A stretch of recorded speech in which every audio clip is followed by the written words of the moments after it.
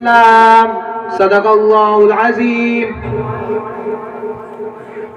برادران ملت اسلامیہ، ابھی میں نے خطبہ مسنونہ کے بعد جو آیت کریمہ کو آپ کے سامنے تلاوت کرنے کا شرف حاصل کیا وہ آیت بینات پارہ نمبر 3 رکوع نمبر 10 آیت نمبر 19 سورہ آل عمران کی بڑی ہی مشہور و معروف آیت کریمہ ہے۔ آئیے حضرات، اس آیت کریمہ کا ترجمہ بیان کرنے سے پہلے ہم اور آپ مل کر نہایت عقیدت و محبت کے ساتھ امت خضرا میں آرام فرمانے والے آقا و داتا، اندھیری قبروں میں کام آنے والے آقا و داتا، سنہری جالیوں میں آرام فرمانے والے آقا و داتا، لمبے لمبے ہاتھوں سے بھیگ دینے والے آقا و داتا، بے کسوں کے کس آقا، بے بسوں کے بس آقا، گرتوں کو اٹھانے والے آقا، محبوب پروردگار، رسول گرامی وقار، سیاح لامقام، جناب محمد الرسول اللہ صلی اللہ علیہ وآلہ وسلم کی بارگاہ میں درود پاک کی ڈالیاں نچھاور کیجئے۔ میرے ساتھ مل کر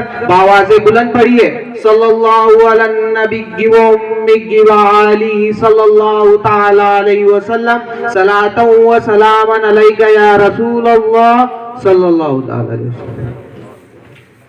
مذہب اسلام کے متعلق قرآن کا اٹل فیصلہ اور مستحکم اعلان ہے، ان الدین عند اللہ الاسلام، بے شک اللہ کے نزدیک پسندیدہ دین مذہب اسلام ہے۔ کیوں؟ اس لیے کہ اسلام آنے سے پہلے پوری زمین فتنہ و فساد کا گہوارہ بن چکی تھی، عرانیت عام تھی، عورتوں کا کوئی مقام نہیں تھا، کفر و شرک اور جہالت و بربریت نقطہ عروج کو پہنچ چکی تھی، پردے کا کوئی تصور نہیں تھا، عورت لذت و خواہش کا ذریعہ سمجھی جاتی تھی، بے حیائی اور بے پردگی کا دورہ تھا۔ مختصر یہ کہ پوری زمین پر نفسانی خواہشات کی حکومت تھی،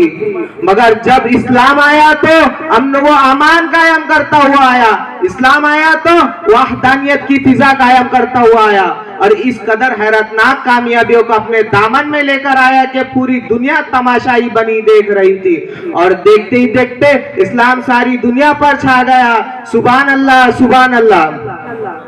جب ہر طرف اسلامی گلگلہ ہونے لگا تو شیطان کے پیٹ میں درد ہونے لگا، اور ابلیس اللعین نے اپنا قدیم چولہ بدل کر ایک ٹیم تیار کی اور اسلام کے خلاف ہنگامہ آرائیاں شروع کر دی۔ معاذ اللہ،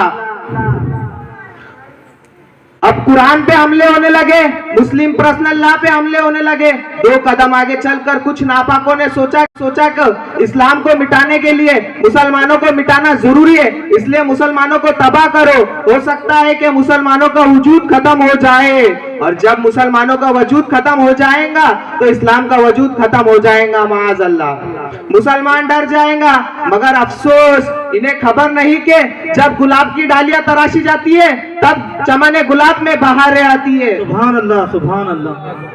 اس لیے اے ملت کے نوجوانوں، ذرا غور سے سنو، صحابہ کا کردار بول رہا ہے،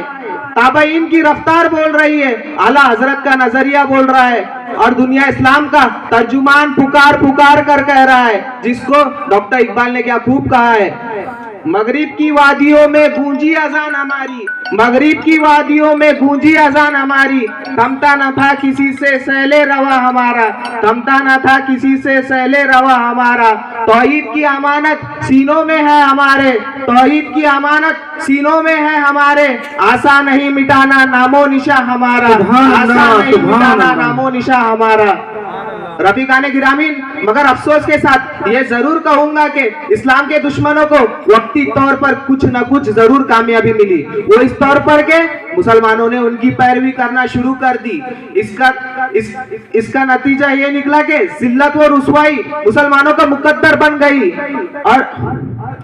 بس میں اتنا کہوں گا، ان کے جو ہم غلام تھے خلق کے پیشوا رہے، ان کے جو ہم غلام تھے خلق کے پیشوا رہے، ان سے پھرے جہاں پھرا